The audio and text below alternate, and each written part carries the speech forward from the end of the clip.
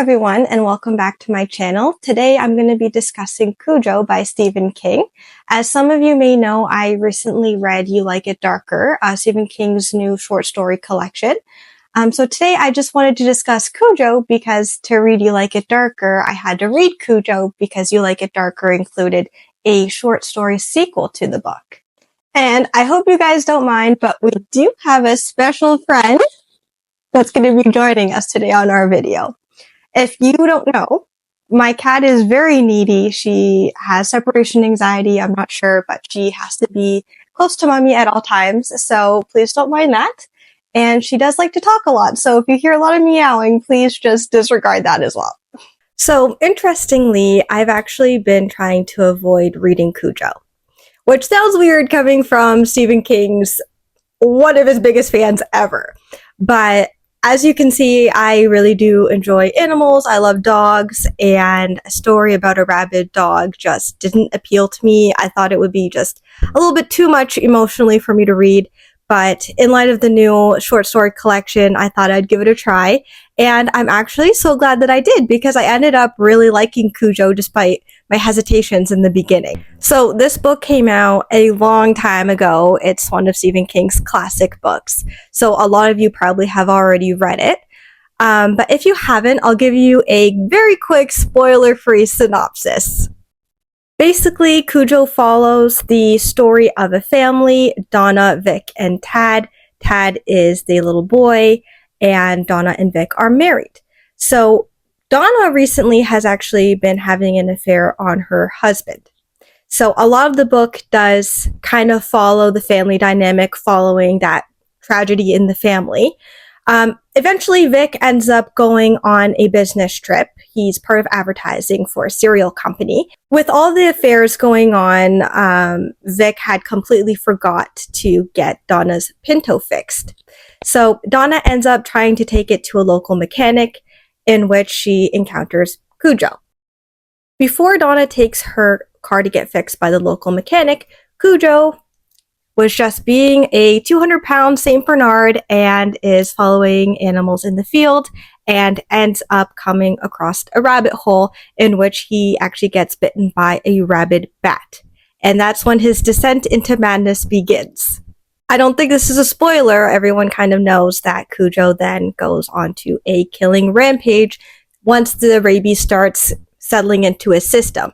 But it's kind of more of a gradual progression into madness. And what I really enjoyed, but also found disturbing and extremely sad, was that King actually incorporates Cujo's inner monologue and thoughts. We get chapters kind of seeing firsthand how the rabies has taken over Cujo, and we see that he really is a good boy. He is a good dog. He just wants to please his masters, but the rabies is obviously causing confusion. He thinks that they're the enemies now, and he goes on the attack.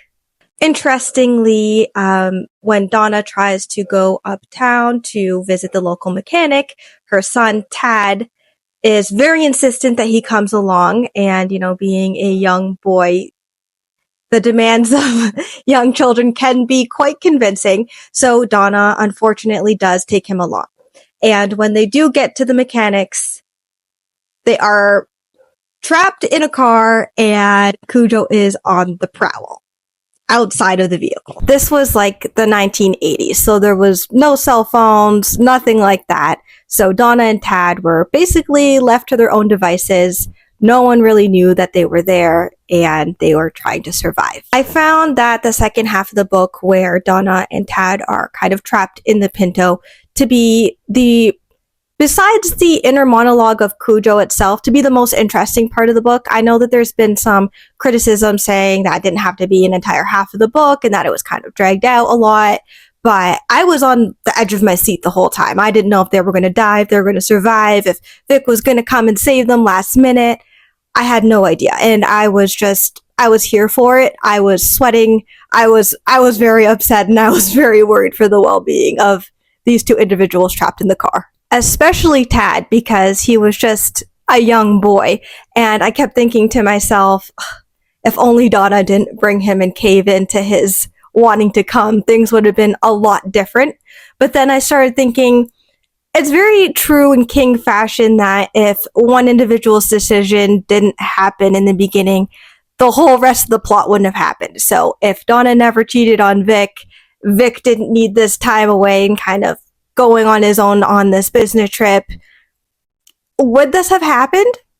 Would Donna and Tad be stuck in this Pinto for days on end, trying to survive having Cujo outside? Probably not.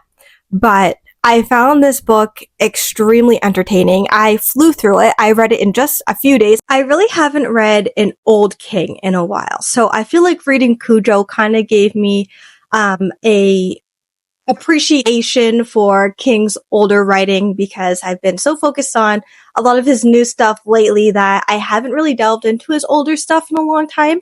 But it definitely opened my eyes to just the creativity and the craft that Stephen King does and how good he really is at writing extremely scary, edge of your seat literature. So I really did appreciate like going back to reading some of King's earlier stuff. I do really like that. I always debate within myself, do I like King's older stuff more? Do I like his newer stuff more? I don't know. I like it all. I feel like I've read so many great books that it takes a lot for me to now give a book 5 stars. If I really, really enjoy a book, like most it will be 4 stars. But with Cujo, I gotta say, I gave it 5 stars right off the bat. I didn't even need to think about my rating just because of how great it was. And I was just so surprised because I really was hesitant in going into this one, but I was very pleasantly surprised with the outcome. The ending of the book was so emotional. I'm not going to give any spoilers away if you, for some reason, haven't read it, but just go read this. If you're a King fan and you've been kind of hesitant about reading Cujo like I was, I definitely do think it's worth the read. Definitely check it out. And you must check out Cujo and you must read it before you read the sequel and you like it darker. I did get some questions if you can maybe read Rattlesnakes, the short story, and you like it darker without reading Cujo. I don't think it'll make much sense. And I do highly recommend reading Cujo first before reading Rattlesnakes, just because this is for another video, but the sequel of Cujo, Rattlesnakes, was equally as amazing, and you do need the context for that. So if you haven't read Cujo, definitely go check it out, read it, and tell me your thoughts below. And don't forget to like, comment, and subscribe to my channel. Bye!